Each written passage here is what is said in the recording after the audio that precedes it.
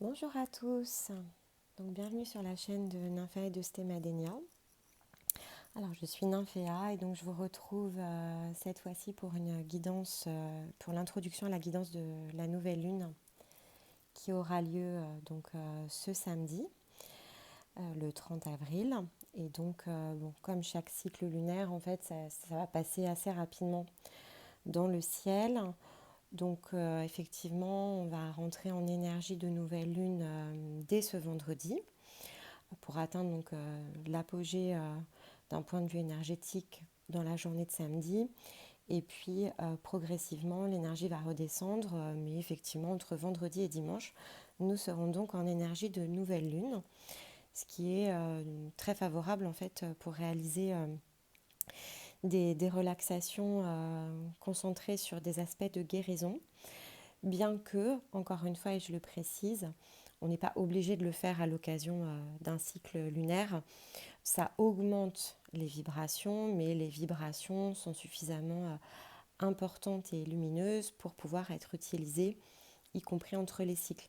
Donc ne vous sentez pas obligé d'attendre entre vendredi et dimanche pour faire votre relaxation. Vous le faites quand c'est le bon moment pour vous, en fonction des messages qui vous parleront le plus.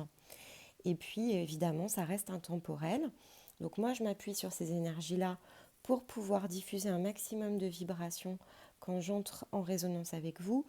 Mais voilà, encore une fois, vous démarrez un cycle, vous tombez sur la vidéo, vous choisissez le message qui vous parle, vous utilisez ensuite le lien, vous réalisez la relaxation et vous passez votre propre cycle.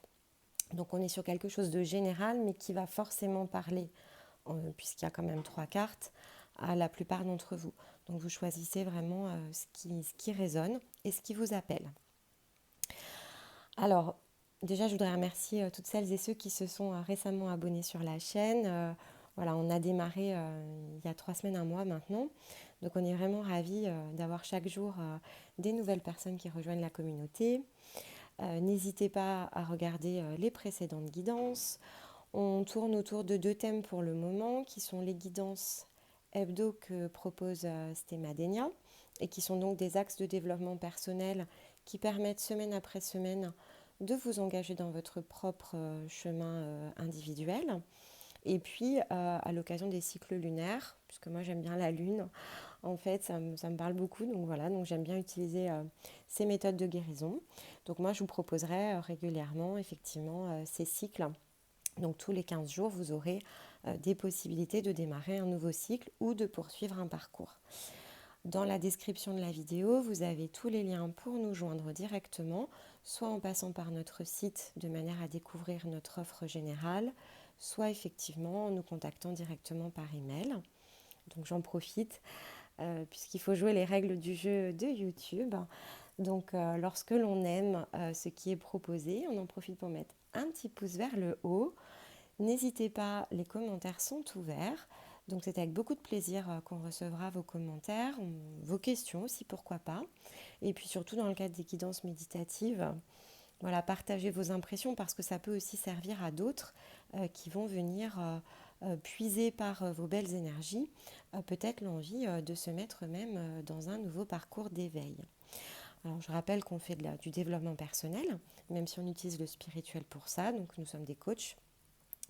On ne fait pas de voyance à proprement parler, on fait ce qu'on appelle des guidances, puisqu'on estime que au travers de certaines cartes et oracles, ce sont des bons supports visuels, surtout pour vous d'ailleurs, et aussi en grande partie pour nous, pour pouvoir trouver les messages qui sont alignés en fait avec vos attentes.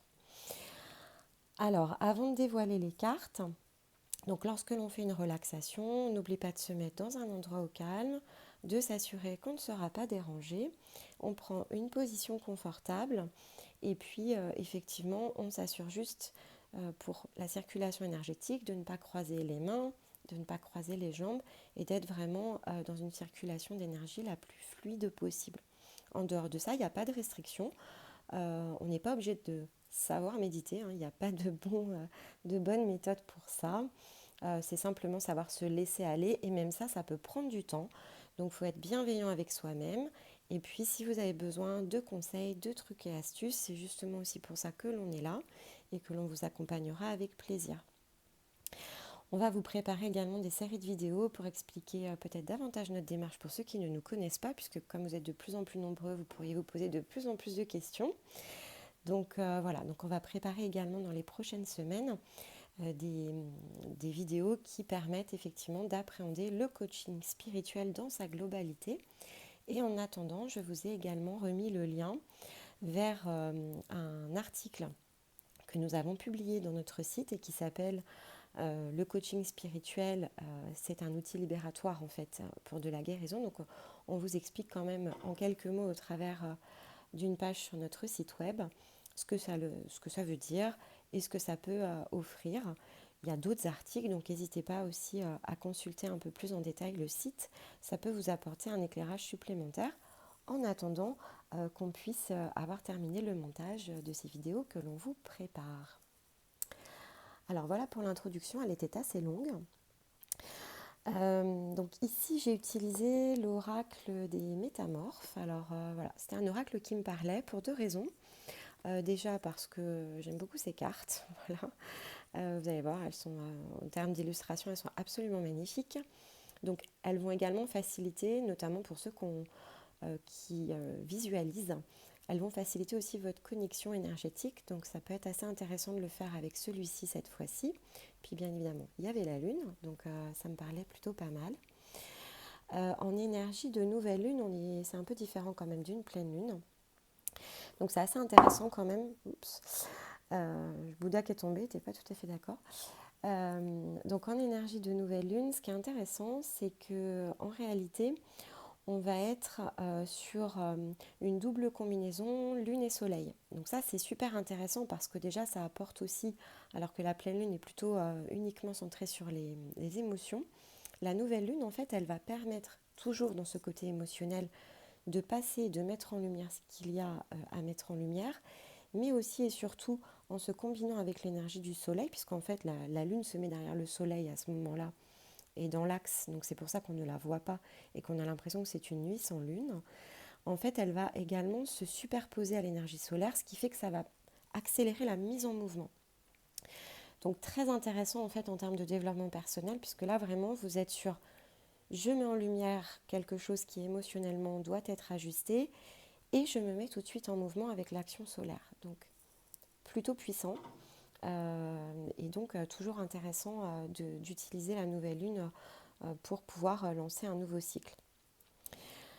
Alors en plus on est quand même dans un contexte, malgré tout on ne peut pas l'ignorer, on va dire général, qui est assez particulier. Donc on a aussi, grâce à cette relaxation, on va pouvoir aussi mettre l'accent sur de la libération énergétique. Et donc je vais m'attacher dans les audios à bien prendre le temps de vous faire libérer tout ce qu'il faut libérer de manière à pouvoir être concentré après sur vraiment cette phase d'introspection qui est la vôtre. On ne vit pas dans un contexte qui est simple, c'est vrai, mais il faut effectivement rester centré, ancré. Et donc les relaxations sont un excellent moyen en fait de bien rester au-dessus de la mêlée, de ne pas se laisser chahuter par les énergies environnantes et de prendre le temps de bien prendre soin de soi.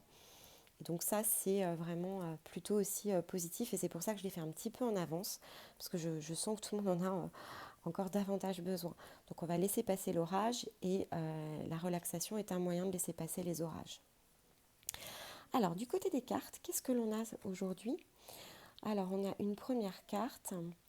Alors celle-ci, hop, je la tourne pour que vous la voyez correctement. Donc là, ici, on est sur une énergie qui va être, alors souvent comme la première d'ailleurs, c'est assez curieux, mais bon, elle tombe dans ce sens-là. Mais celle-ci, en fait, elle va être particulièrement indiquée pour des personnes qui n'ont pas l'habitude justement d'utiliser ces techniques libératoires. C'est une énergie qui est assez féerique, donc plutôt très douce et très entraînante. Et surtout, elle est accompagnée d'un animal de lumière. Alors là, ce que je ressens, c'est que pour celles et ceux qui vont faire cette guidance, surtout si vous n'avez pas encore eu l'occasion d'utiliser l'énergie d'un animal de lumière. Alors, dans le chamanisme, on l'appelle totem. Moi, bon, j'utilise plutôt le côté animal de lumière.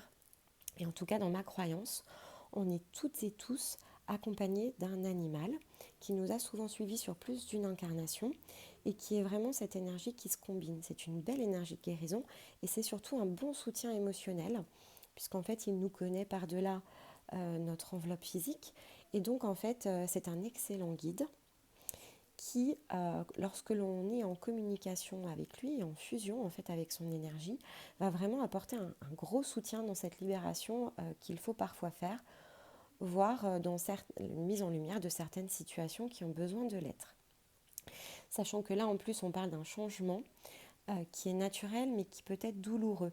Donc en fait l'avantage de l'énergie d'un animal de lumière c'est qu'il vient justement adoucir cette peine que l'on peut ressentir au moment de la libération émotionnelle. Donc très très intéressant pour celles et ceux qui seront attirés par celle-ci.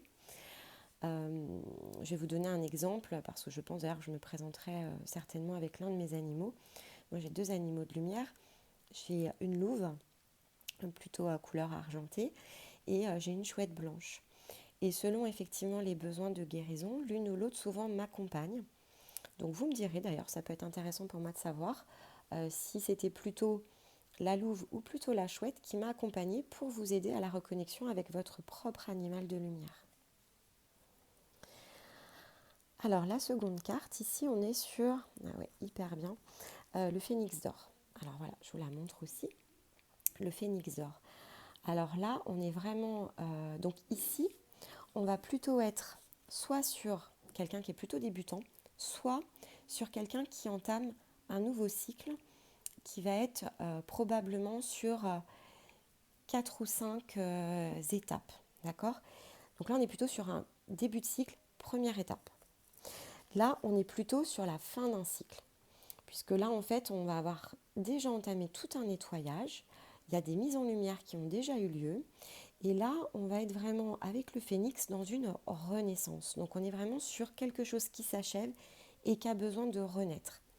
Ça parlera peut-être aux personnes qui ont pu abandonner alors un rêve, un projet, quelque chose en tout cas qui tenait à cœur, qui avait été bloqué, cristallisé pour plein de raisons. Une des raisons souvent c'est parce qu'effectivement c'est pas totalement juste et qu'il fallait libérer d'autres choses et une partie de son énergie pour pouvoir être totalement juste dans son projet ou dans son chemin de vie. Et donc tout ce travail en fait a probablement été fait et là on dit c'est la dernière étape. Donc quelque chose qui nous tenait à cœur, quel que soit le sujet, donc ça peut être totalement dans un projet professionnel mais même personnel, ça peut aussi avoir attrait à une relation. On pensait que c'était complètement bouclé, complètement plié. Et en fait, on a fait tout un chemin de nettoyage, d'harmonisation, de compréhension. Et là, en fait, on s'aperçoit que finalement, tout ayant été donc cristallisé au départ, et c'est ça qui a bloqué, décristallisé, guéri, on est en capacité de voir les choses autrement et donc peut-être de laisser ce que l'on a mis de côté revenir dans notre vie. Et donc là, c'est vraiment le phénix, donc encore un animal d'ailleurs, le phénix qui va venir nous aider ici à faire renaître de ses cendres quelque chose que l'on pensait définitivement perdu, arrêté, stoppé. En tout cas, pas pour nous. Donc très très intéressant aussi. D'ailleurs, celle-ci, elle me fait vraiment penser à la guidance de Stéma pour la semaine du 2 au 8 mai.